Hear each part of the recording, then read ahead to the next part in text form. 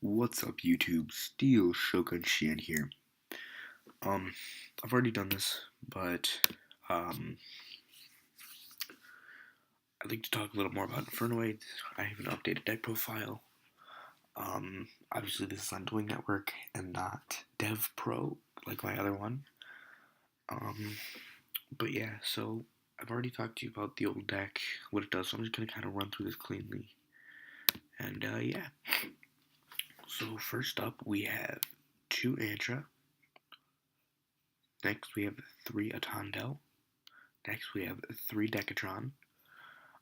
So the reason he went from 1 to 3 is because I'm playing a different kind of version right now.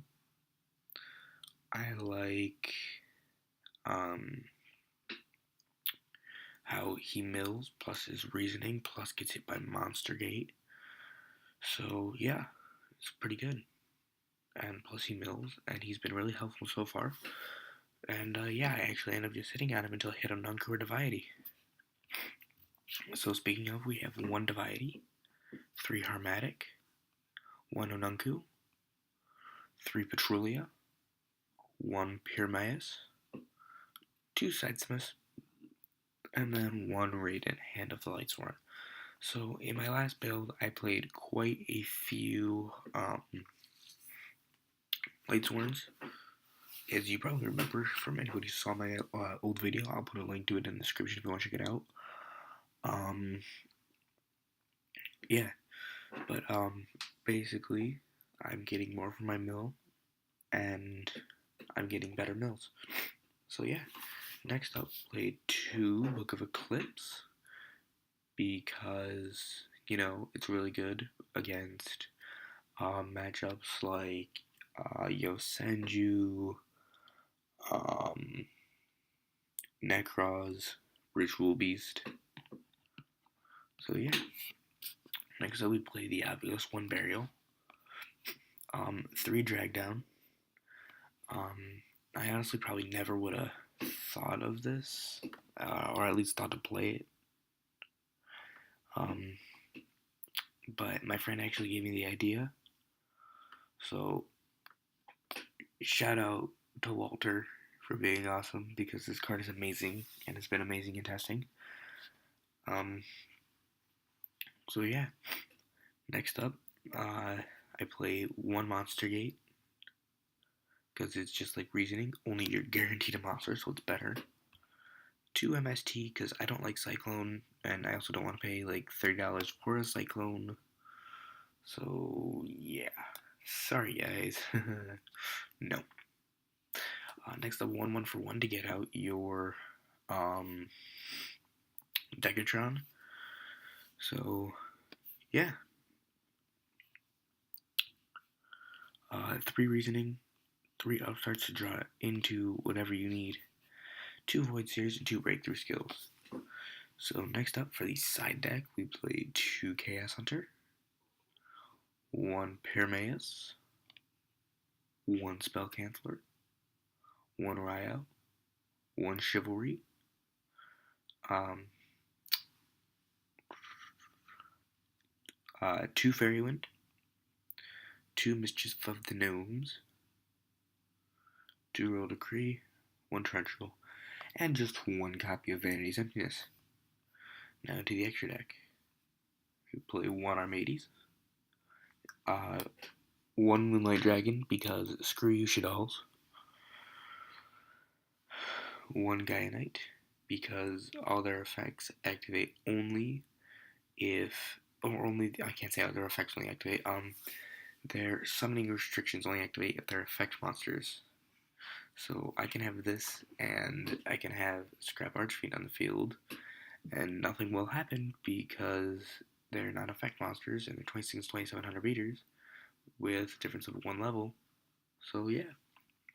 Next I'll play 1 Leo, 1 Scrap Archfiend, as you saw, 1 Scrap Dragon, and 1 Trishula, and that's it for the synchros.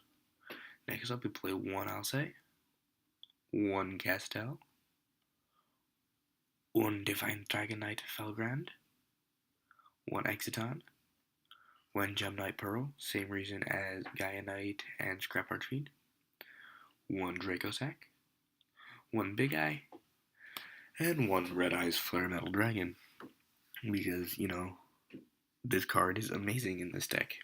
Can't be destroyed by card effects while it has an Exceed material. Dealing 500 while he has an Exceed material. Anytime your opponent activates card or effect. And yeah, that's basically all the effects I believe that work with him. Yeah.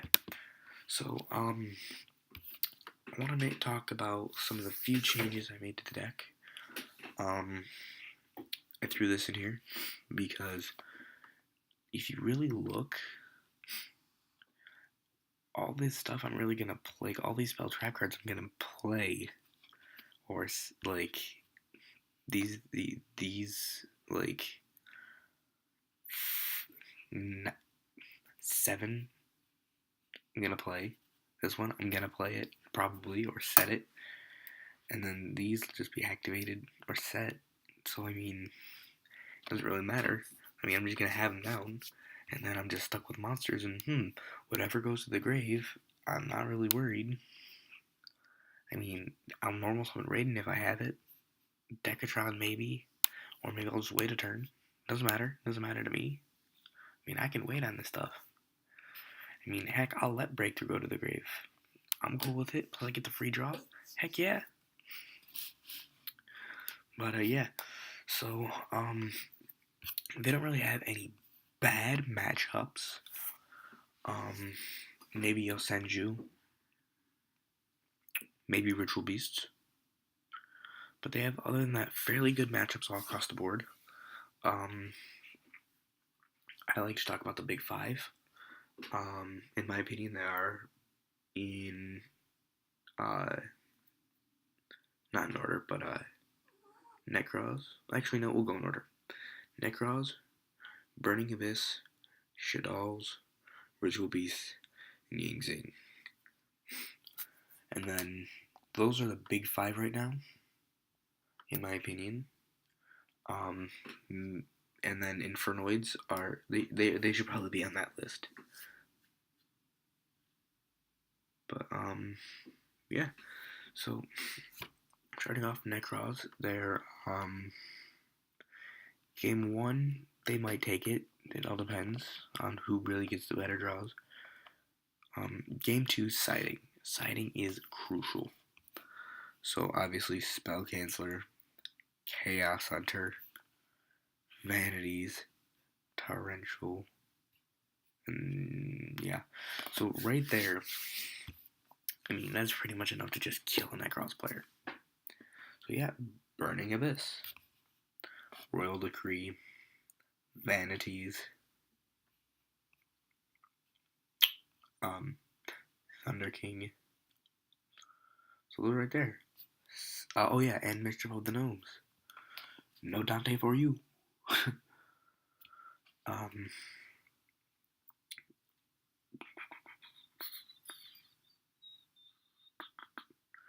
Next up was, I forgot the other one, but Yang Zings.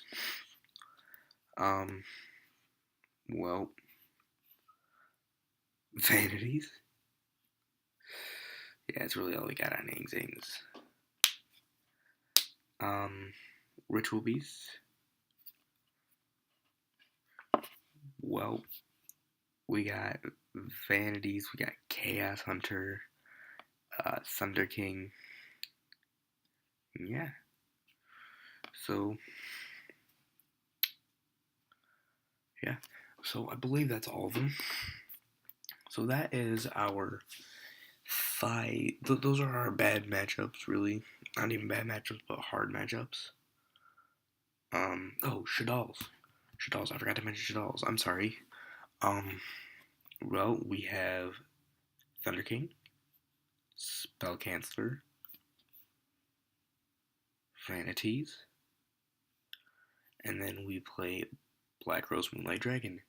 So basically, we play this and Shaddolls lose because you have a monster special summoned with 5 or higher.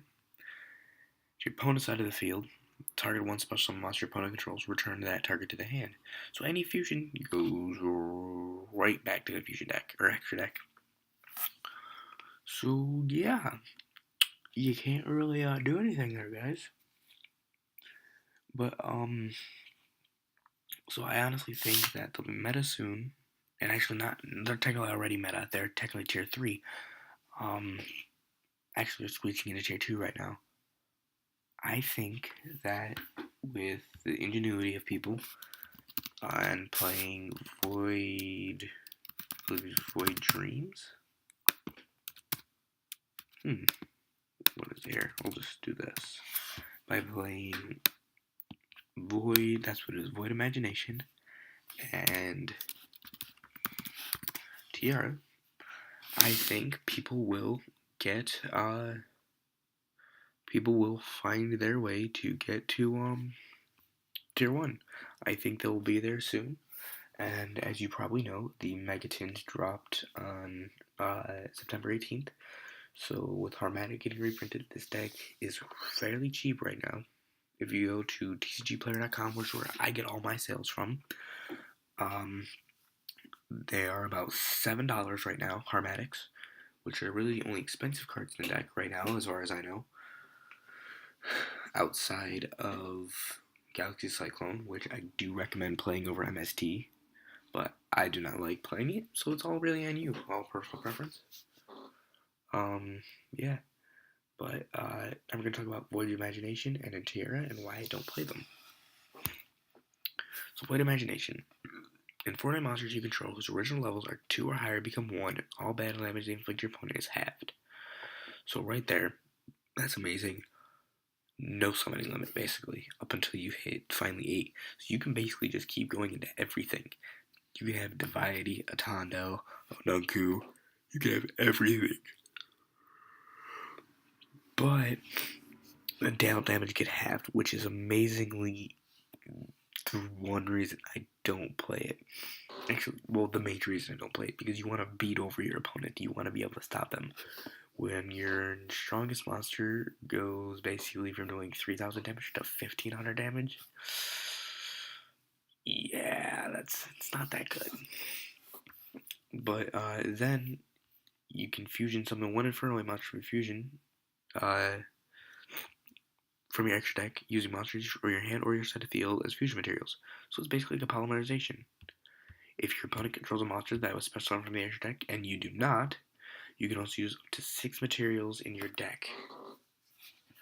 So that can be pretty good. Now we're going to go to Tiara. 1 Onunku, 1 Divinity, 1 or more Infernoid monsters. When fusion summon, you can apply these effects and sequence depending on the number of fusion materials with different names used for this card's effect.